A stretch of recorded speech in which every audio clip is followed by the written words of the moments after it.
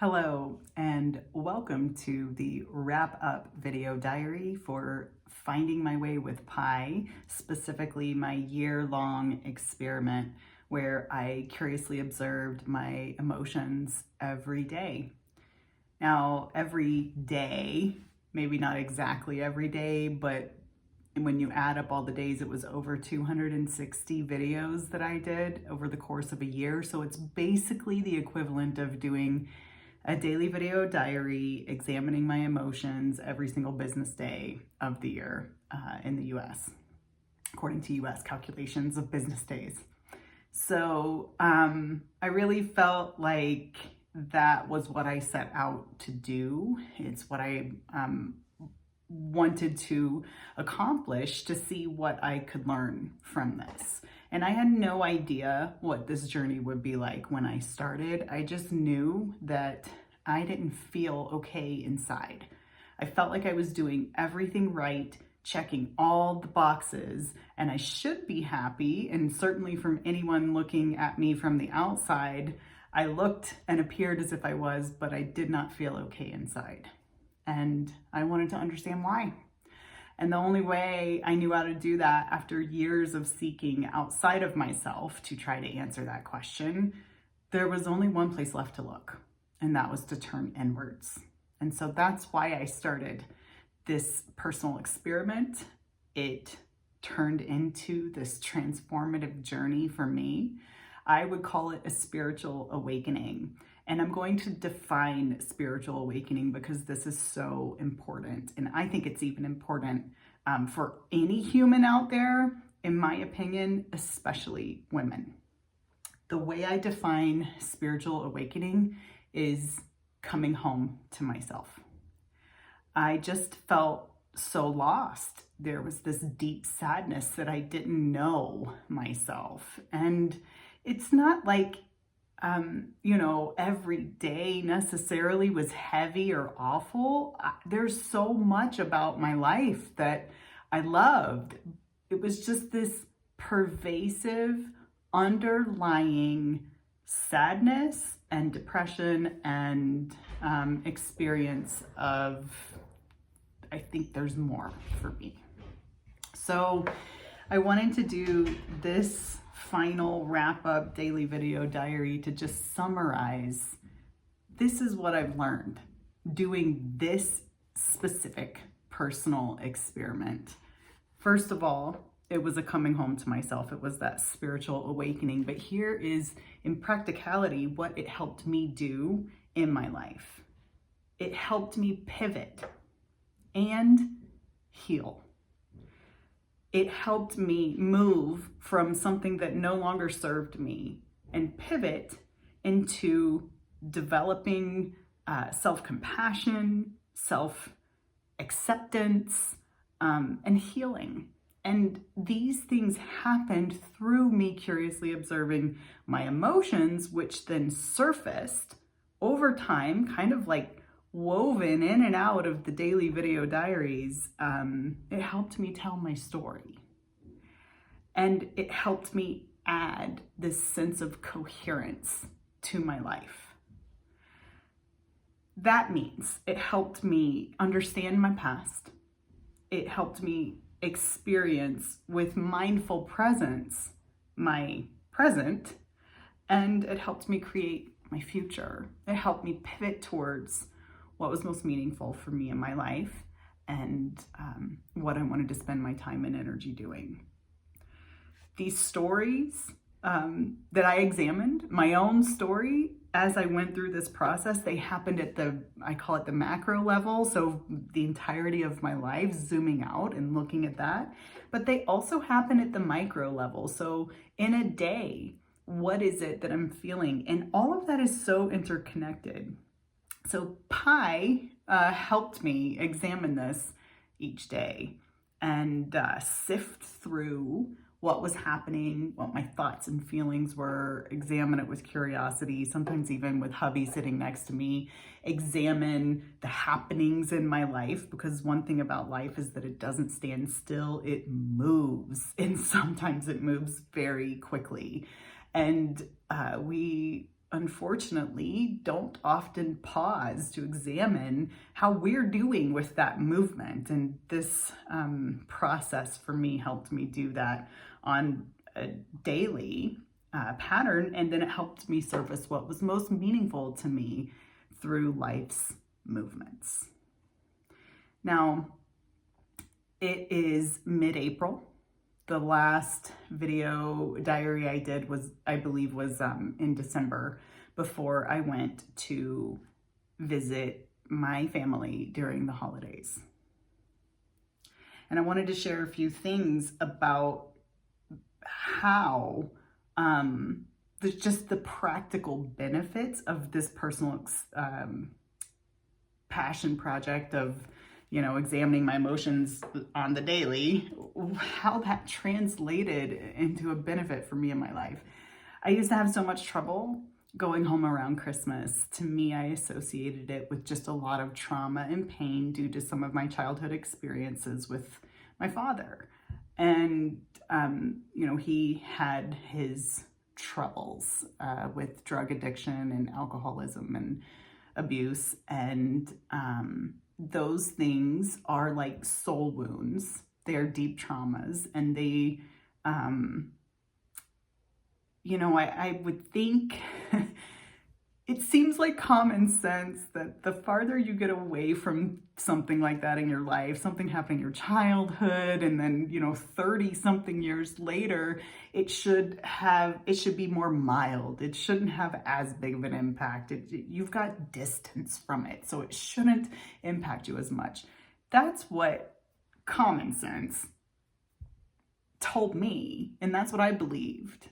And it's not true at all. If anything, there were patterns and beliefs I developed going through those things that imprinted and implanted also, and that I embodied and drilled into how I operated in the world.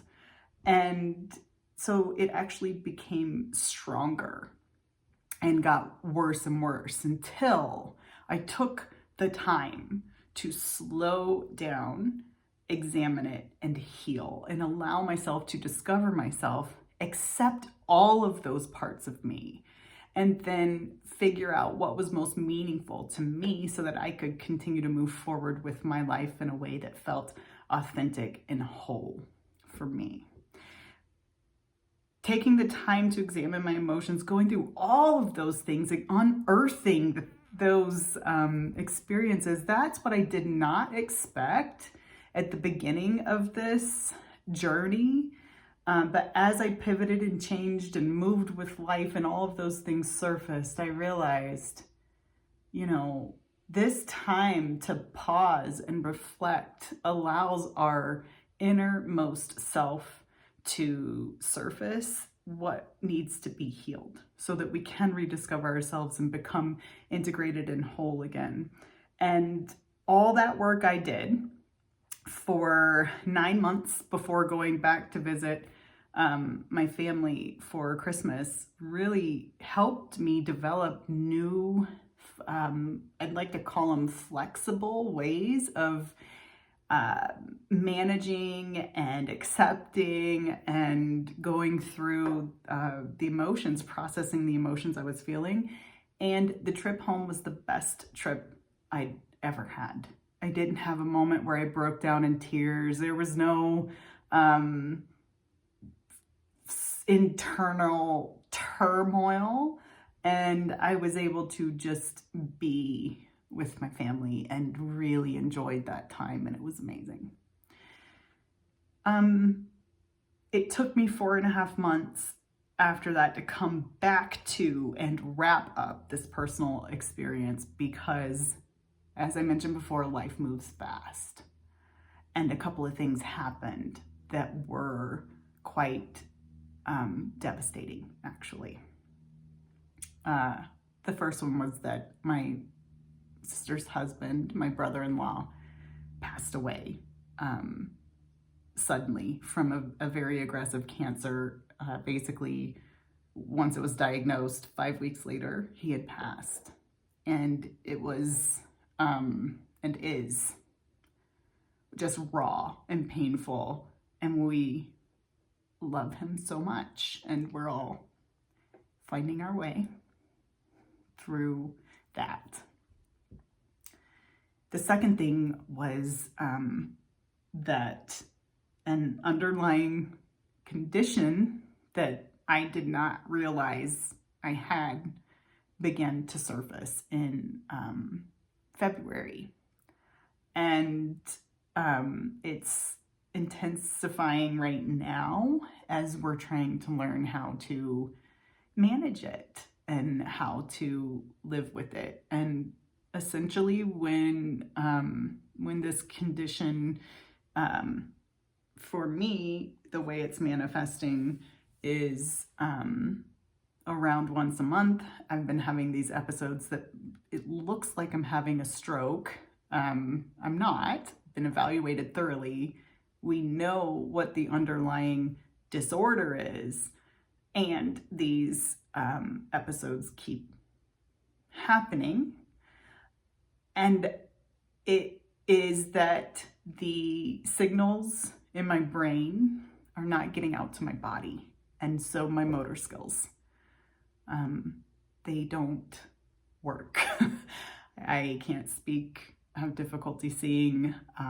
Movement is very difficult. And so it's almost like a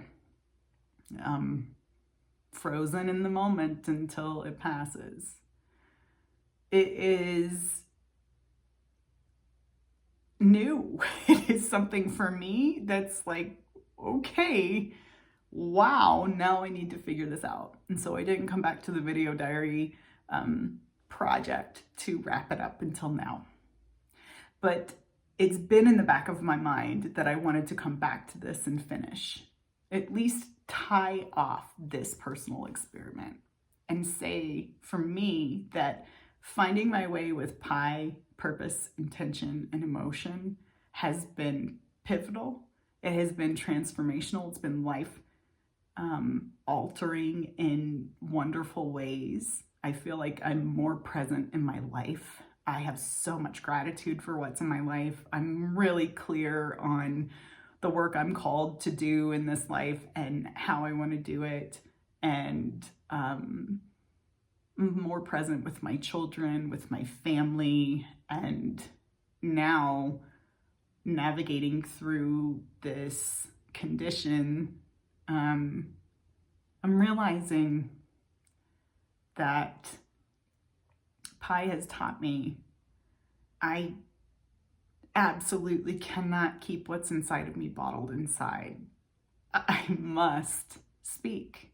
I must use my voice, especially while I still have one and while I still can. That it's incredibly important to tell everyone I love what I need to say to them now. And you know, I kind of giggle and say that line from the movie The Incredibles, luck favors the prepared. So say what I need to say now and hope that it was, over preparation for an eventual something that never comes to pass, right? Navigating through fear is hard. So how do you do it? For me, I keep asking myself this question that I heard one of my classmates mention when you're faced with this mental conundrum, this dilemma of there's something here that's not fully solvable, that you must surrender to, in the sense that you have to accept it. It is what it is. And while you can work to learn how to manage it, there's quite a bit that you just don't have control over, so you have to surrender. And in those circumstances, when your brain cannot solve something, how do you deal with it? And the question you ask is, what would love do? Because only your heart can solve situations like that. And to me, what I feel coming through loud and clear that's right for me, what would love do? I need to say what I need to say. from my heart to everyone I love, and from me to all of you. And I'll continue to do that. In the work that I do coaching women, in the work that I do building the Whole Being Project community for women, I'm just going to continue doing what I can do each day, let go of the outcome, do what I know is right, and feel the deepest gratitude that I possibly can, that this is even a possibility for me in my life, that I get to do this. I don't do this alone. I don't do this alone. None of us do it alone. I just want to say thank you for being with me on this journey. I'm so glad you're here. I hope it helps you too. And please stay tuned. Finding my way with Pi isn't going away. It is now a life philosophy that is this beautiful, it's a seed that was planted in this beautiful process of blossoming and becoming. And there are so many other things in the future that are in store, at least I have high hopes for. And will continue to bring to you what's in my heart, and hope it helps you too. Thank you.